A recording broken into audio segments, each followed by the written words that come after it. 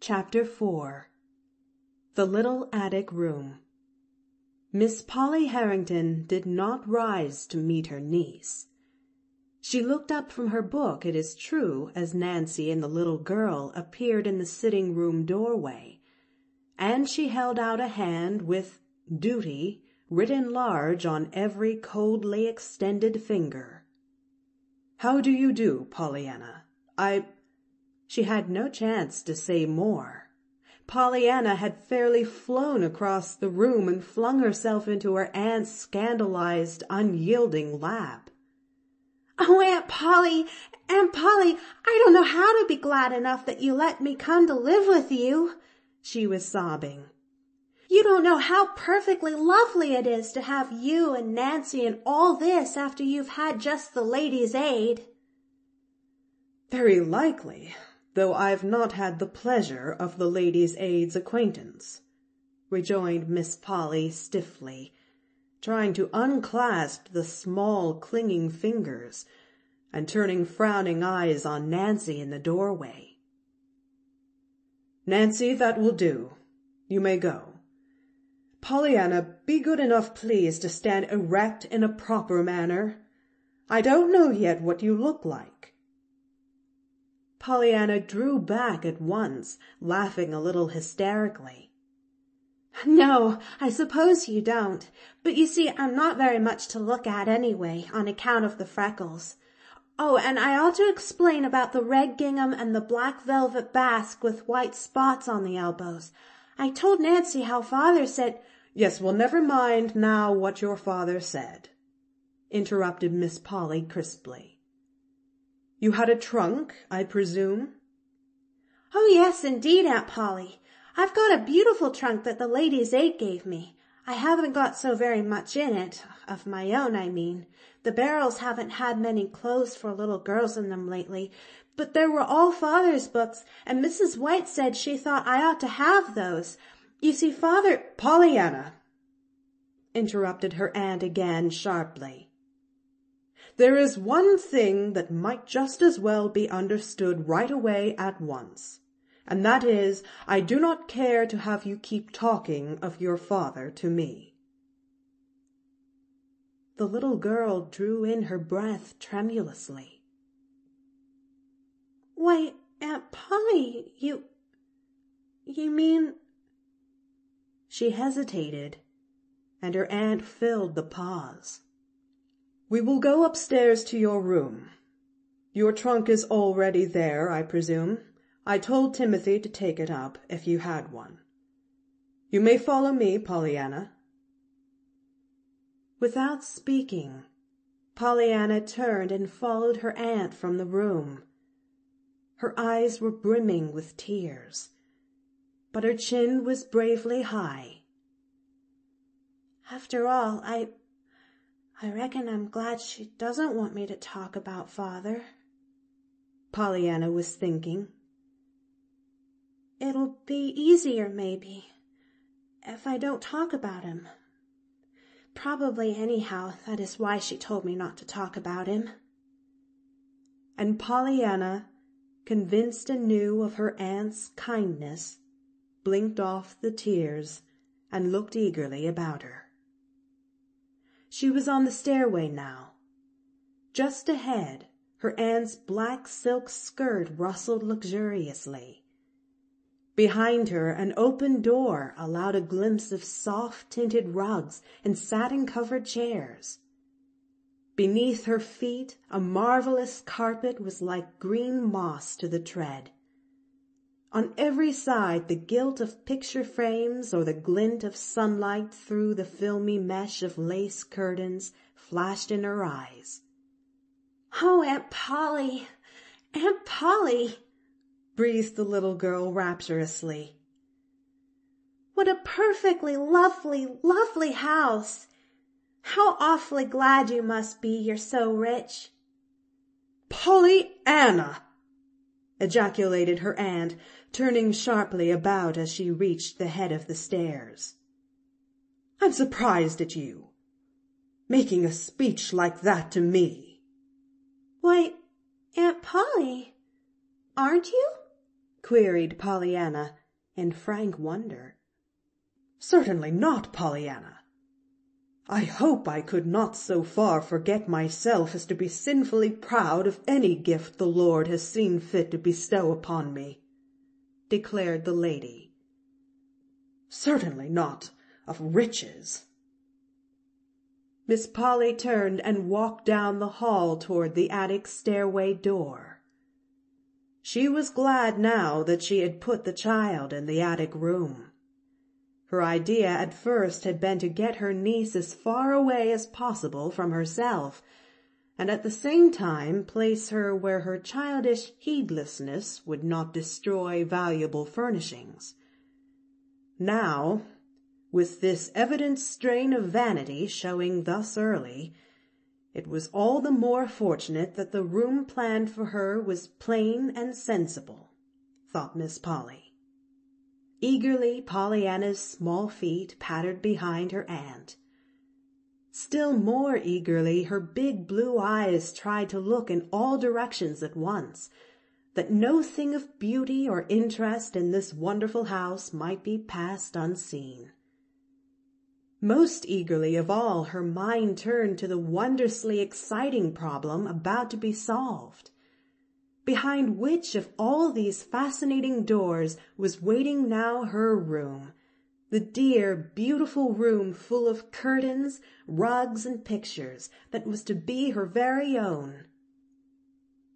Then, abruptly, her aunt opened a door and ascended another stairway.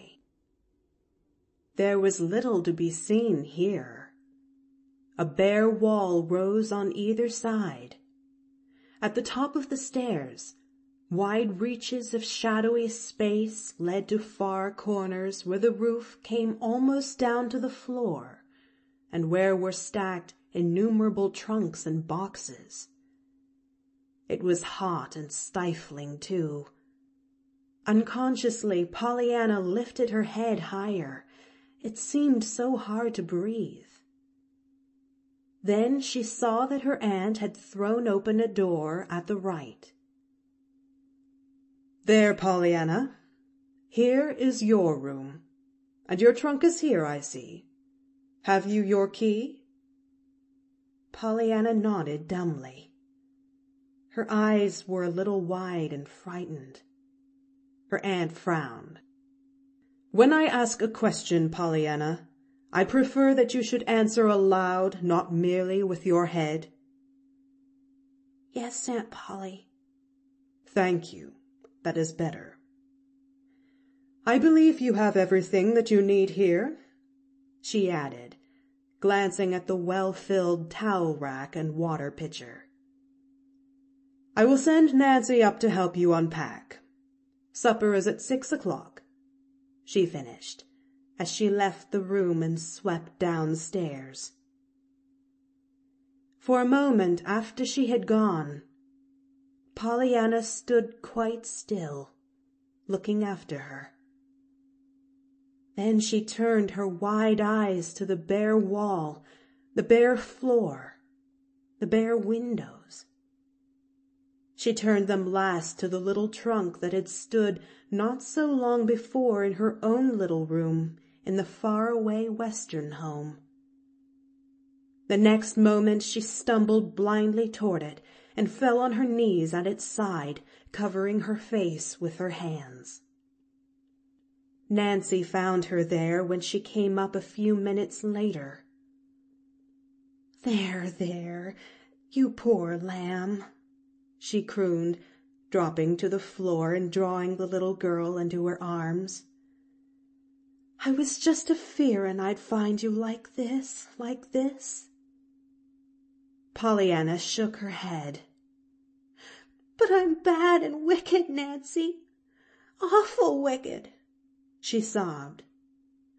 "I just can't make myself understand that God and the angels needed my father more than I did." "No more they did neither," declared Nancy stoutly. "Oh, Nancy!" The burning horror in Pollyanna's eyes dried the tears. Nancy gave a shamefaced smile and rubbed her own eyes vigorously. There, child, I didn't mean it, of course, she cried briskly. Come, let's have your key and we'll get inside this trunk and take out your dresses in no time. Somewhat tearfully, Pollyanna produced the key. There aren't very many there anyway, she faltered. Then they're all the sooner unpacked, declared Nancy. Pollyanna gave a sudden radiant smile. That's so. I can be glad of that, can't I? She cried. Nancy stared. Why, of course, she answered a little uncertainly. Nancy's capable hands made short work of unpacking the books, the patched undergarments, and the few pitifully unattractive dresses. Pollyanna, smiling bravely now, flew about, hanging the dresses in the closet, stacking the books on the table, and putting away the undergarments in the bureau drawers. I'm sure it's going to be a very nice room. Don't you think so? She stammered after a while. There was no answer. Nancy was very busy, apparently, with her head in the trunk. Pollyanna, standing at the bureau, gazed a little wistfully at the bare wall above. And I can be glad there isn't any looking-glass here, too, 'cause where there isn't any glass, I can't see my freckles. Nancy made a sudden queer little sound with her mouth, but when Pollyanna turned, her head was in the trunk again. At one of the windows, a few minutes later, Pollyanna gave a glad cry and clapped her hands joyously. Oh, Nancy! I hadn't seen this before, she breathed. Look! Way off there! With those trees and the houses, and that lovely church spire, and the river shining just like silver. Why, Nancy, there doesn't anybody need any pictures with that to look at. Oh, I'm so glad now she let me have this room. To Pollyanna's surprise and dismay, Nancy burst into tears. Pollyanna hurriedly crossed to her side. Why, Nancy, what is it? She cried. Then fearfully, This wasn't your room, was it? My room, stormed Nancy hotly, choking back the tears. If you ain't a little angel straight from heaven, and if some folks don't eat dirt before... Oh, land, there's her bell. After which amazing speech, Nancy sprang to her feet, dashed out of the room, and went clattering down the stairs. Left alone, Pollyanna went back to her picture, as she mentally designated the beautiful view from the window. After a time, she touched the sash tentatively. It seemed as if no longer could she endure the stifling heat. To her joy, the sash moved under her fingers. The next moment, the window was wide open, and Pollyanna was leaning far out, drinking in the fresh, sweet air. She ran then to the other window. That too soon flew up under her eager hands. A big fly swept past her nose and buzzed noisily about the room. Then another came, and another. But Pollyanna paid no heed. Pollyanna had made a wonderful discovery. Against this window, a huge tree flung great branches. To Pollyanna they looked like arms outstretched, inviting her. Suddenly she laughed aloud. I believe I can do it, she chuckled. The next moment she had climbed nimbly to the window ledge. From there it was an easy matter to step to the nearest tree branch. Then, clinging like a monkey, she swung herself from limb to limb until the lowest branch was reached.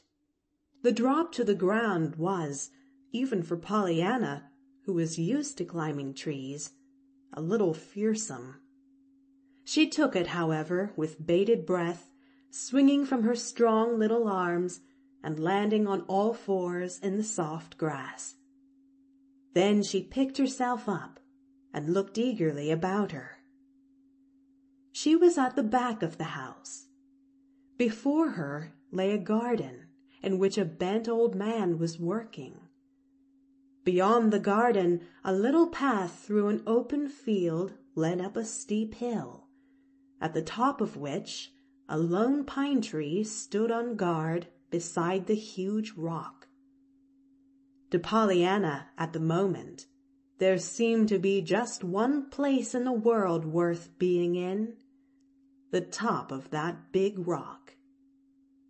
With a run and a skillful turn, Pollyanna skipped by the bent old man, threaded her way between the orderly rows of green-growing things, and, a little out of breath, reached the path that ran through the open field.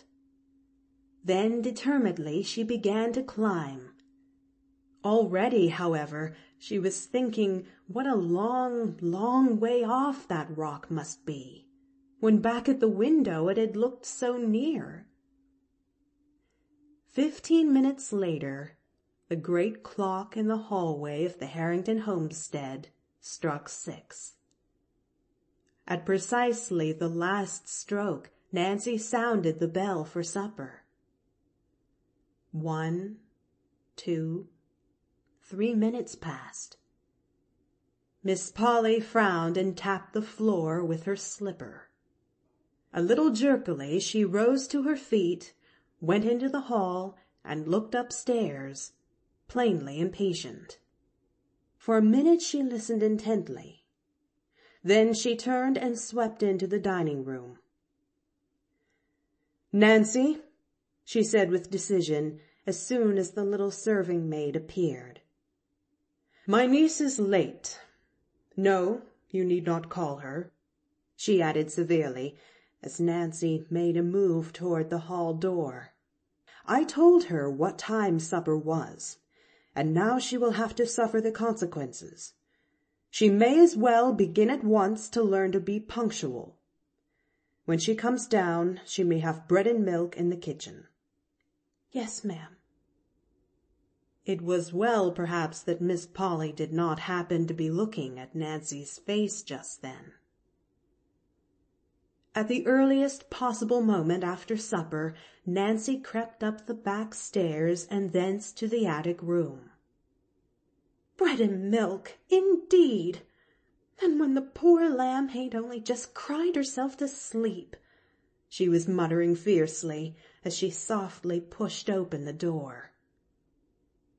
The next moment she gave a frightened cry. "Where are you? Where you've gone? Where have you gone?" she panted, looking in the closet, under the bed, and even in the trunk and down the water pitcher. Then she flew downstairs and out to old Tom in the garden. "Mr. Tom! Mr. Tom! That blessed child's gone!" she wailed. "She vanished right up into heaven where she come from, poor lamb, and me told to give her bread and milk in the kitchen. Her what's eatin' angel food this minute, I'll warrant, I'll warrant." The old man straightened up. "Gone? Heaven?" he repeated stupidly, unconsciously sweeping the brilliant sunset sky with his gaze. He stopped, stared a moment intently, then turned with a slow grin. "Well, Nancy, it do look like as if she's tried to get as nigh heaven as she could, that's a fact," he agreed, pointing with a crooked finger to where, sharply outlined against the reddening sky, a slender, wind-blown figure was poised on top of a huge rock. "Well, she ain't going to heaven that way tonight, not if I has my say," declared Nancy doggedly. "If the mistress asks, tell her I ain't forgetting the dishes, but I gone on a stroll," she flung back over her shoulder as she sped toward the path that led through the open field. End of Chapter 4. Read by the Story Girl.